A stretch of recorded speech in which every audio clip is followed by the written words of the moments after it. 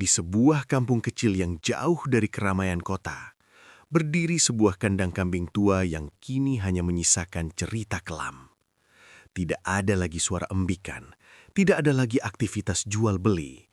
Yang tersisa hanyalah kesunyian, bau tanah lembab, dan bisikan angin yang terasa tidak wajar. Orang-orang setempat percaya tempat itu bukan sekadar kandang biasa. Ada dosa besar yang pernah tumbuh di sana.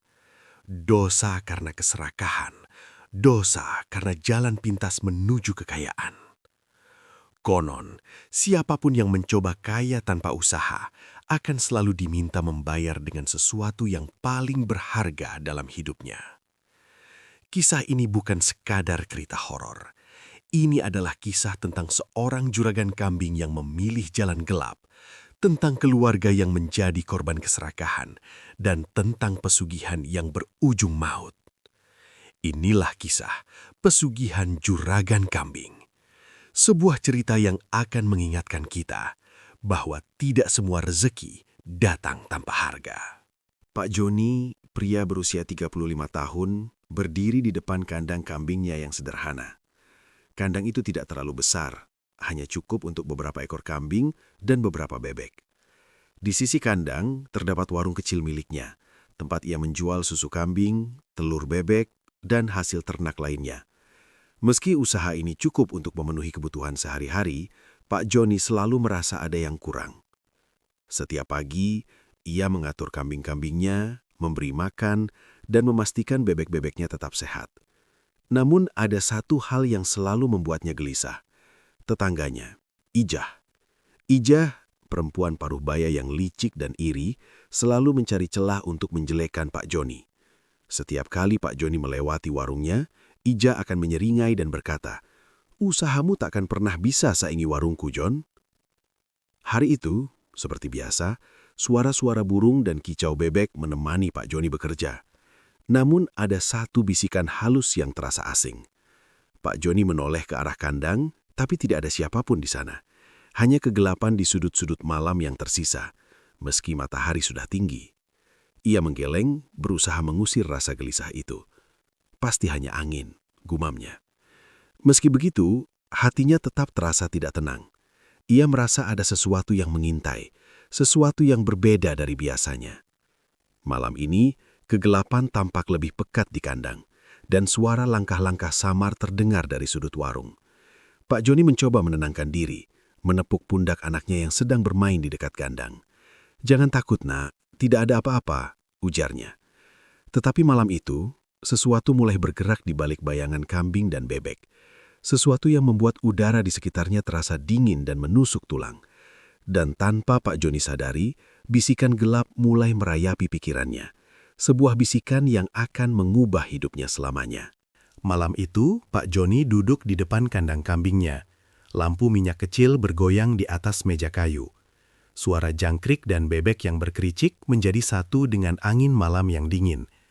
Anak laki-lakinya sudah tertidur di kamar kecil di samping warung, dan Ibu Rumi tengah menyiapkan minuman hangat untuk esok pagi. Semua tampak tenang, namun Pak Joni merasakan sesuatu yang berbeda. Tiba-tiba, dari sudut gelap kandang, terdengar suara lirih seperti bisikan. Awalnya ia mengira itu hanya suara kambing yang bergerak, atau mungkin angin yang menembus celah kayu. Namun, bisikan itu semakin jelas, memanggil namanya dengan nada lembut tapi menusuk. Pak Joni, inginkan kekayaanmu cepat datang?" Jantung Pak Joni berdebar kencang. Ia menoleh ke segala arah, tapi tidak ada siapapun.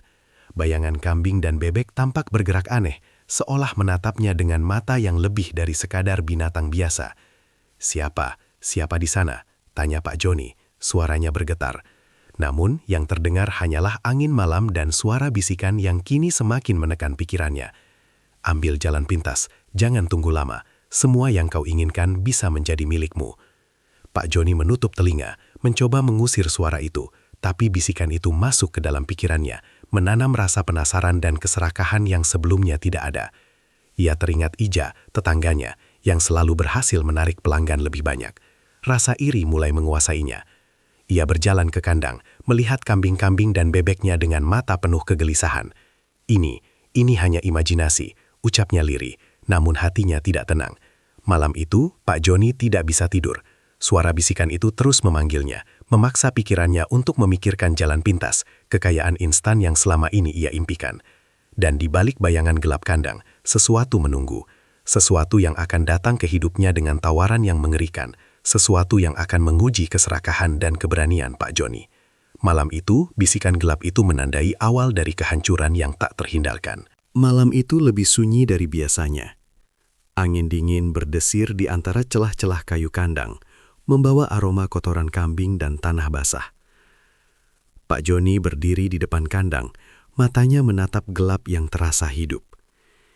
Bisikan malam sebelumnya masih terngiang di telinganya, memaksa pikirannya memikirkan kekayaan instan yang selama ini diidamkannya. Tiba-tiba, dari sudut gelap kandang muncul sosok yang tidak ia sangka. Tubuhnya tinggi, berjubah hitam, dan wajahnya tertutup bayangan, hanya sepasang mata merah menyala yang menatap Pak Joni dengan tajam. Sosok itu bergerak tanpa suara, seolah melayang di atas tanah. Pak Joni, suara serak dan dingin itu terdengar di udara.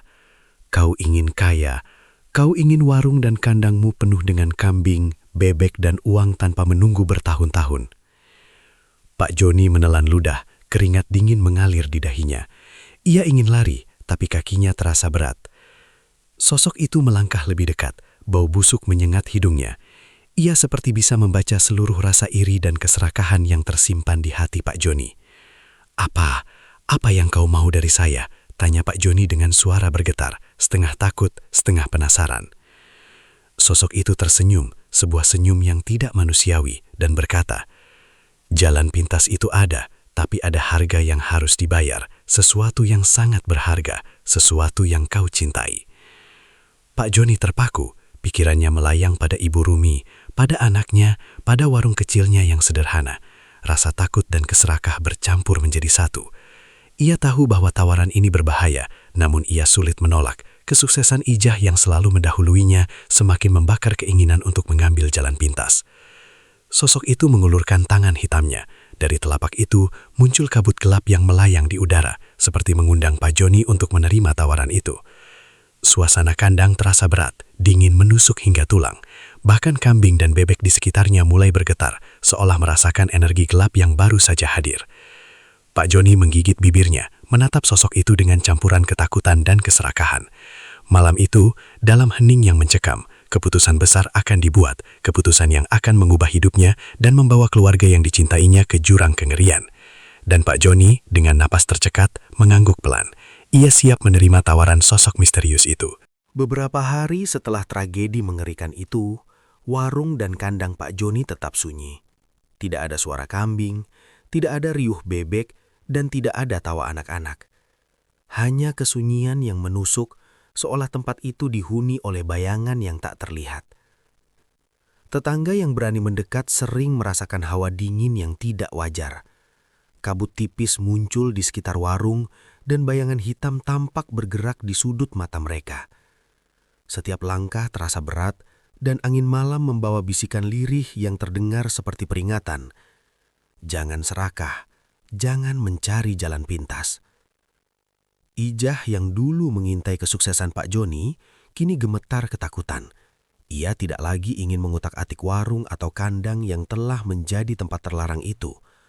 Setiap malam, suara langkah dan tawa lirih terdengar dari kejauhan, mengingatkan bahwa kekayaan instan selalu membawa harga yang mengerikan.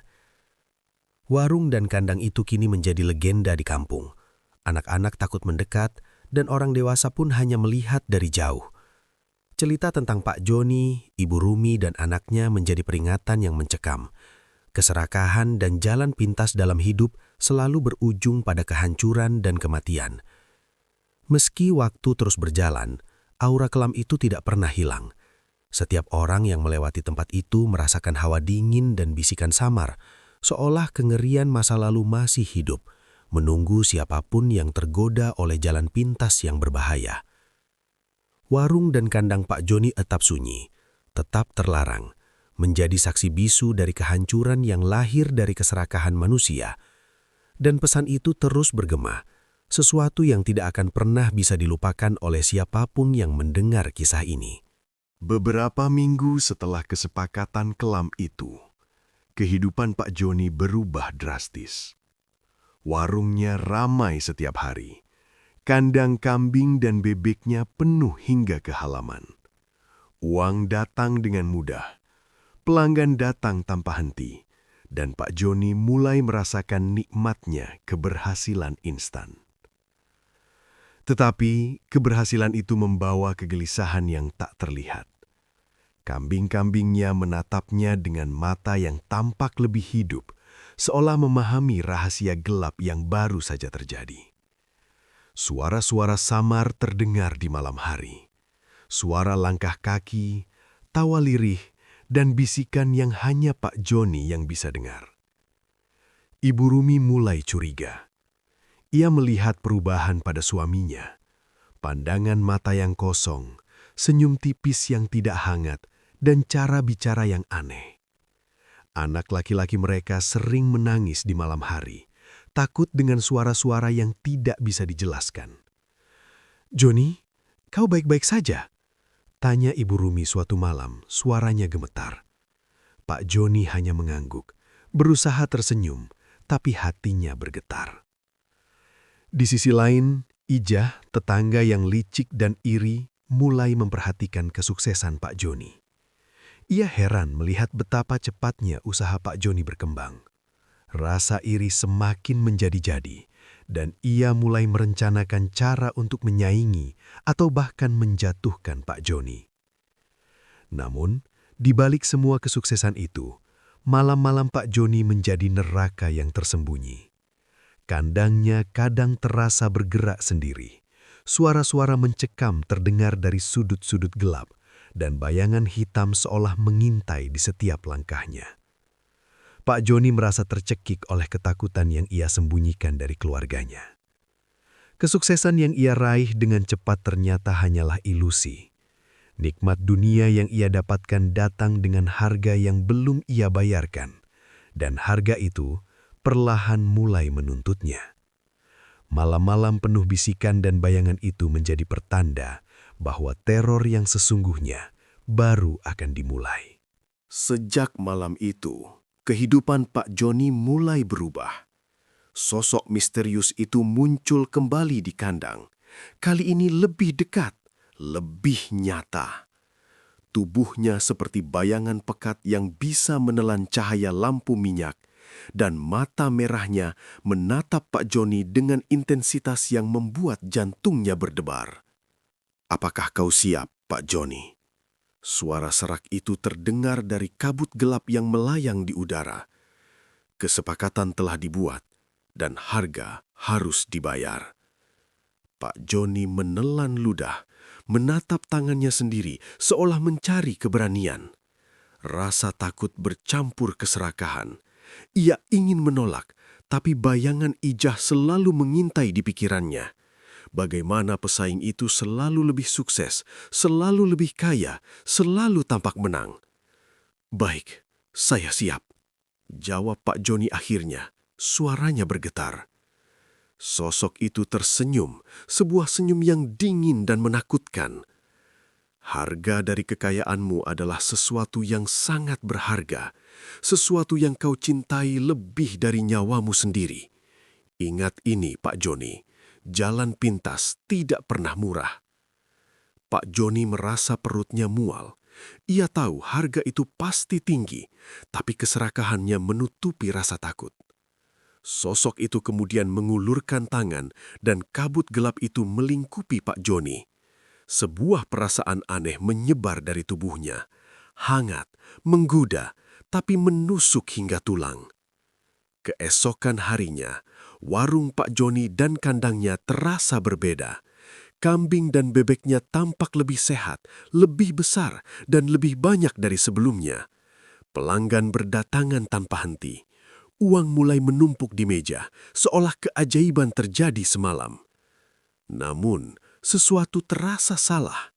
Di sudut-sudut malam, suara lirih kembali terdengar.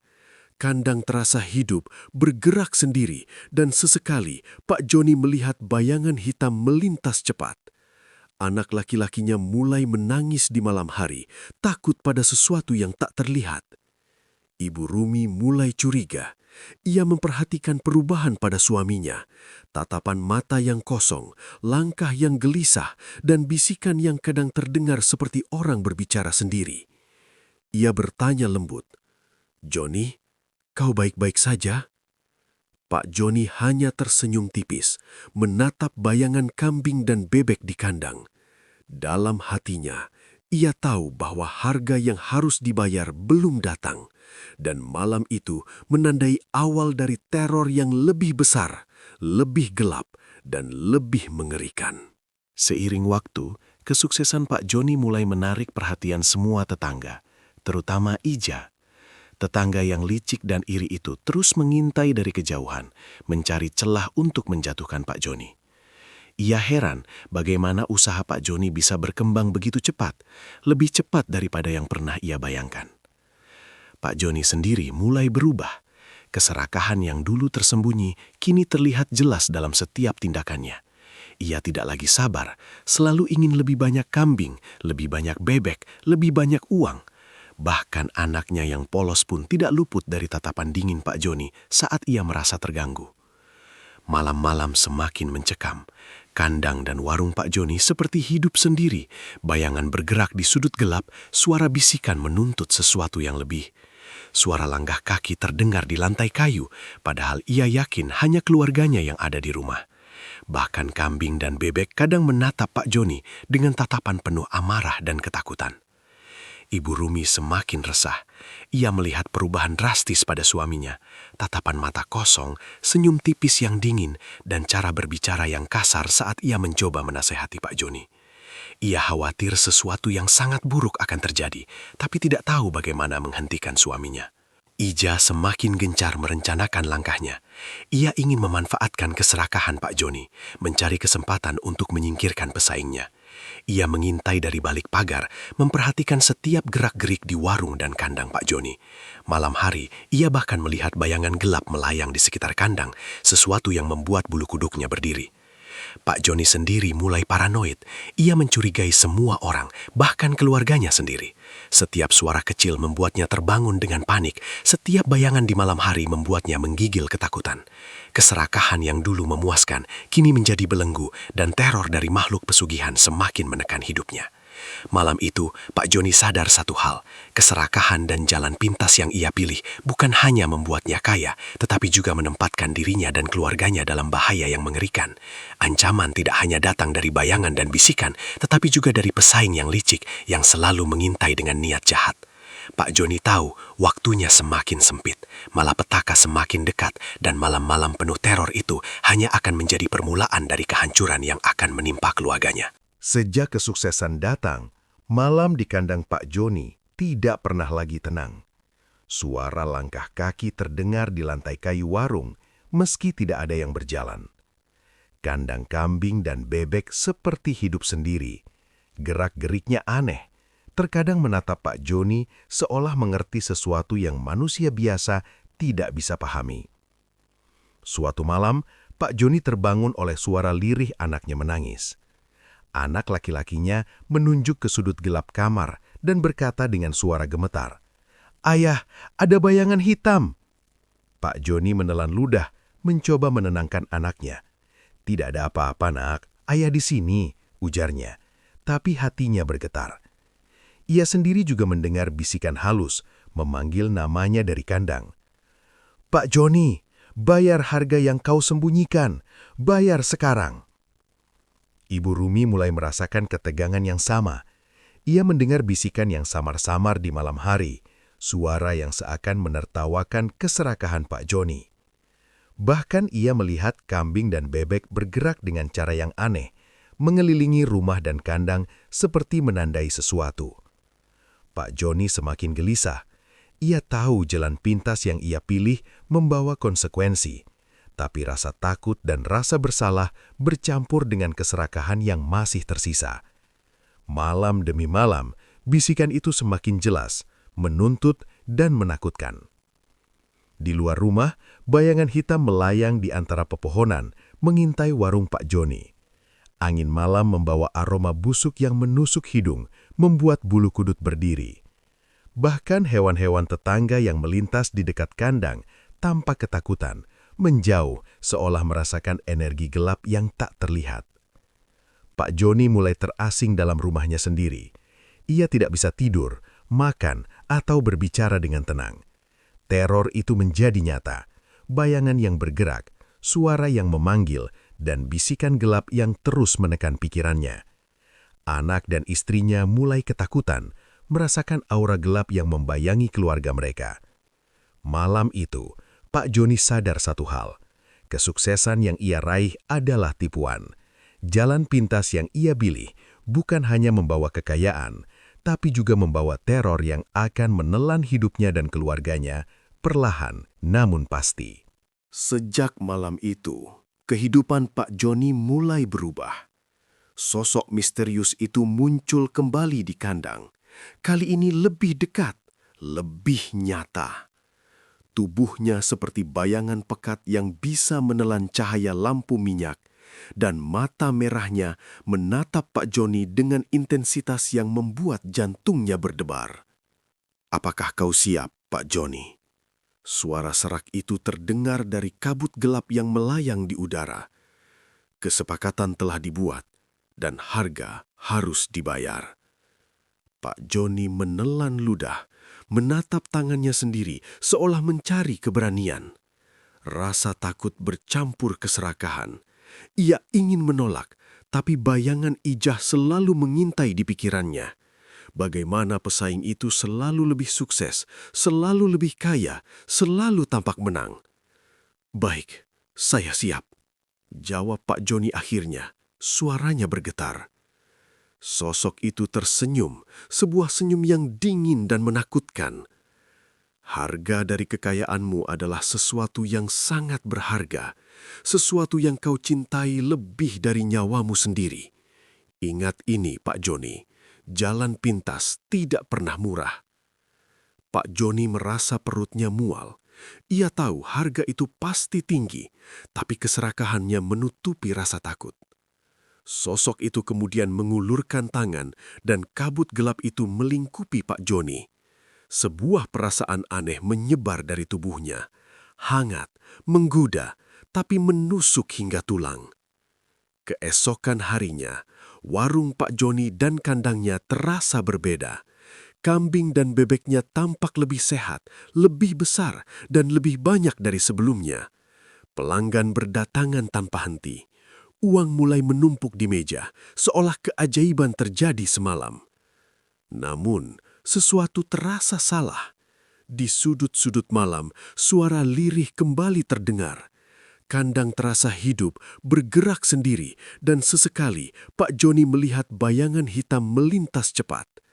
Anak laki-lakinya mulai menangis di malam hari, takut pada sesuatu yang tak terlihat. Ibu Rumi mulai curiga.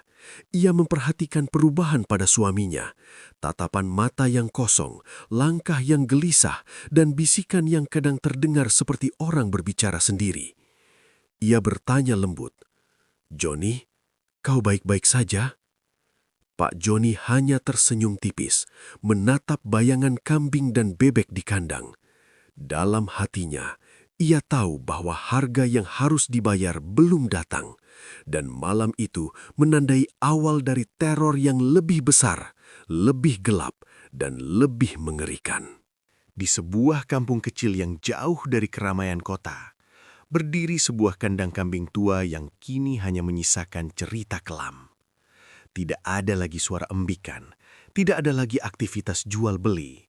Yang tersisa hanyalah kesunyian, bau tanah lembab, dan bisikan angin yang terasa tidak wajar. Orang-orang setempat percaya tempat itu bukan sekadar kandang biasa. Ada dosa besar yang pernah tumbuh di sana. Dosa karena keserakahan, dosa karena jalan pintas menuju kekayaan.